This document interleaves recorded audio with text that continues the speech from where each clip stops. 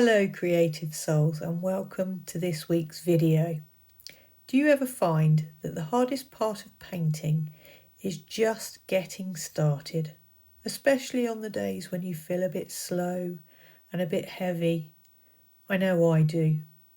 If I have to dig through drawers to find my paints, I'll just end up making another cup of tea or tidying the studio, finding ways to waste time. This week, I'm going to be talking about removing that friction.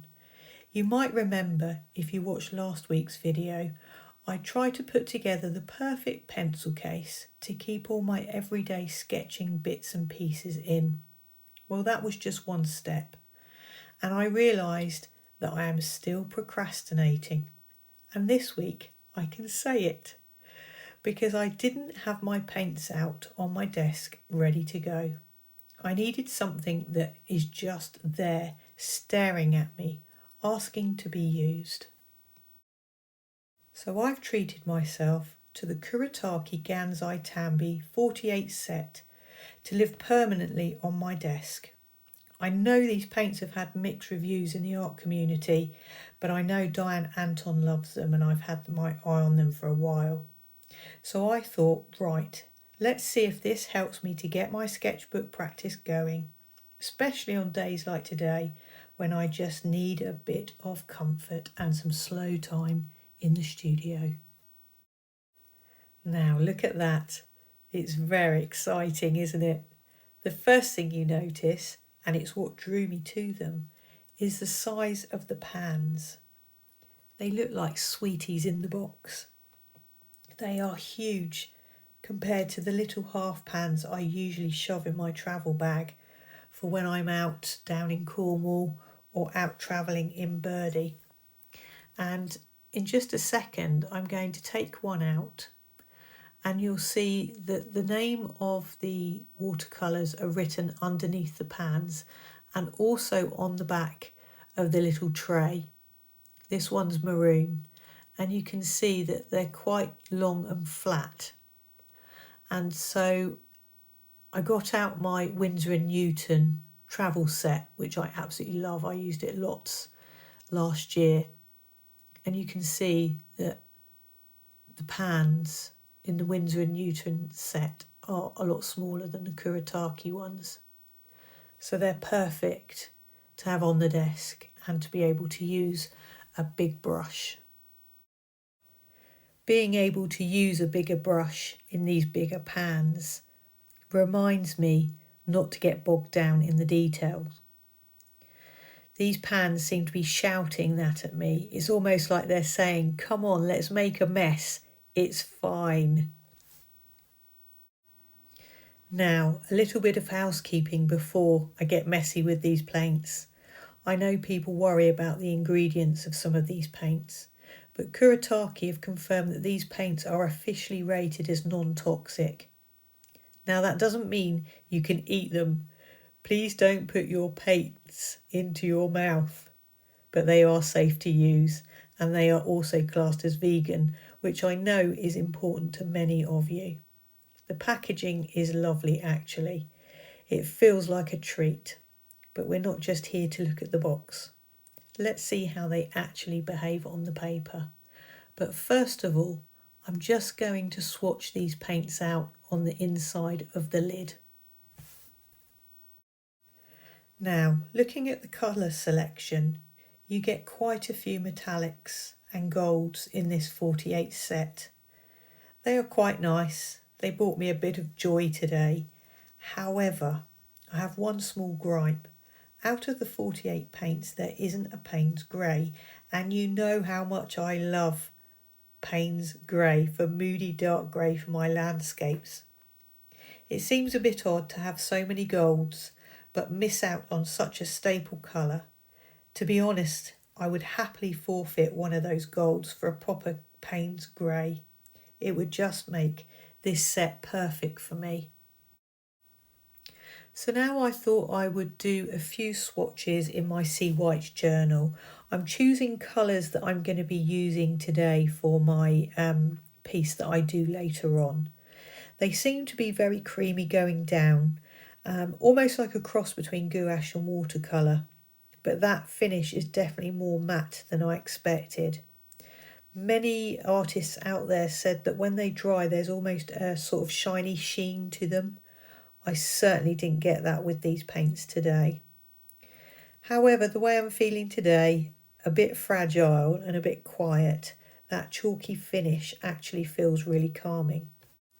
Overall, I think there's a good selection of greens and blues, and there's some really lovely purples as well.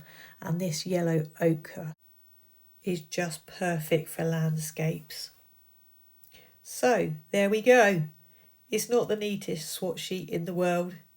It could have been a disaster, darling, but it shows me what I've got to play with in this beautiful box of paints.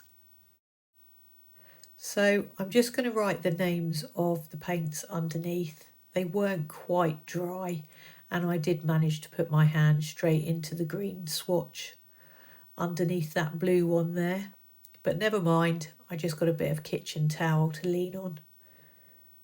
And like I say, it's not the neatest swatch sheet, and it really doesn't matter.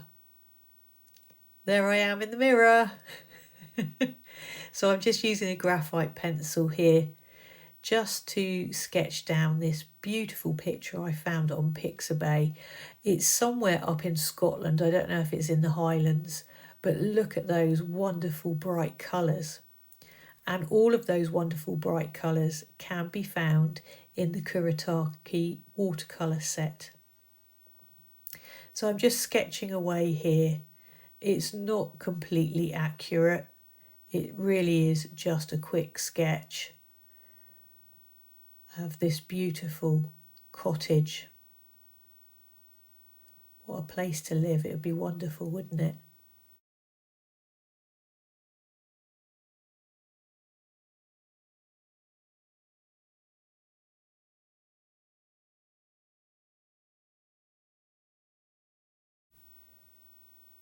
So I'm just sketching a very loose horizon line.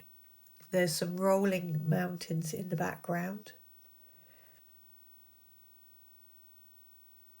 And there's a little bit of sea there, or it might be a loch actually. It's probably a loch if it's in Scotland. And there's the picture on my desktop. I've sort of managed to go back in time a little bit here.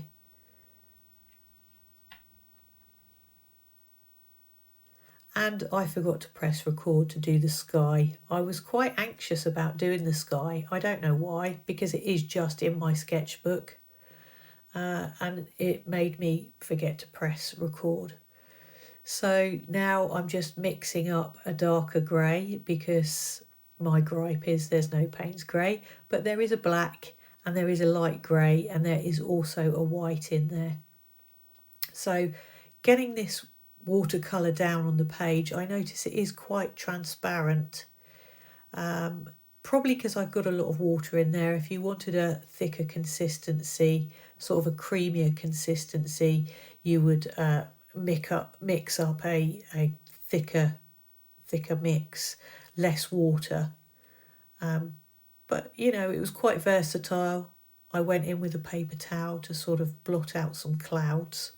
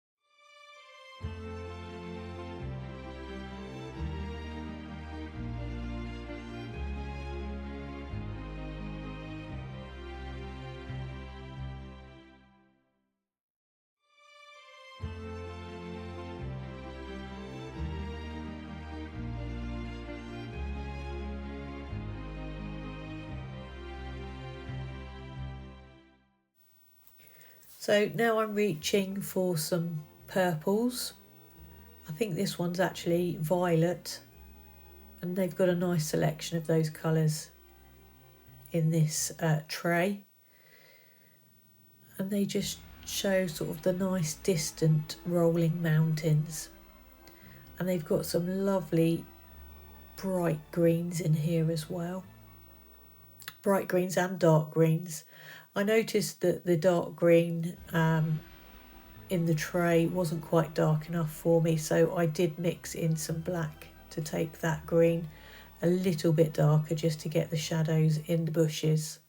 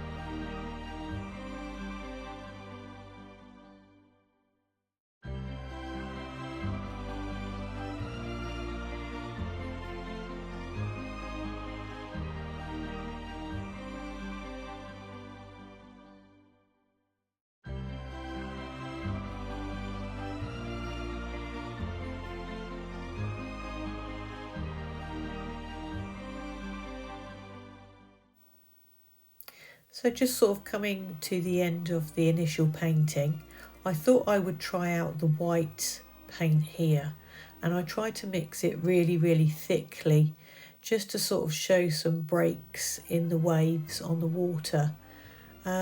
It's sort of just dried pretty transparent, to be honest with you. It sort of soaked into the page. It didn't make a lot of difference. So I think the white will be fine to mix into the other colours to maybe give you more pastel-y colours, but it didn't really go thick enough as a gouache to sort of define any highlights or anything on the water.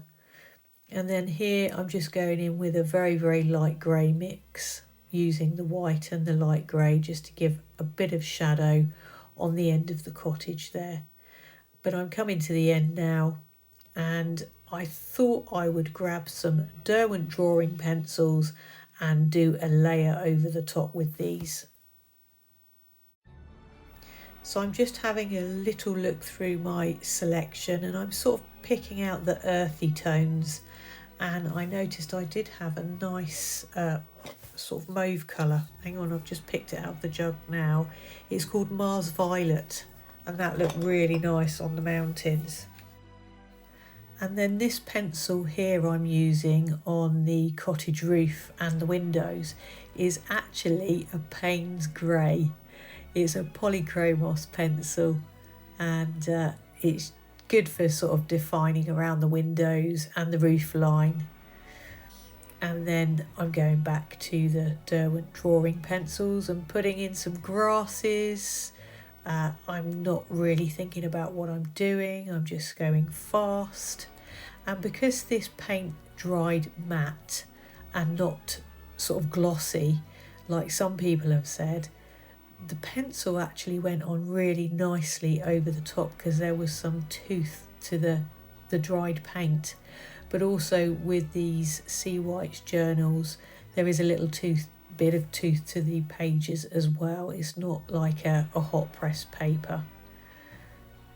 And so here, I'm just going over the paint, sort of defining areas, darkening up on some of the colours.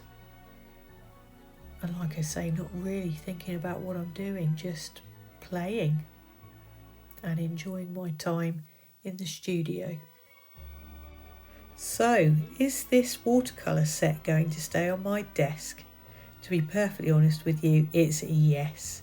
It's not replacing my professional tubes for finished paintings or my little travel kit for when I'm out in the van, but for this purpose, sitting here, it's perfect.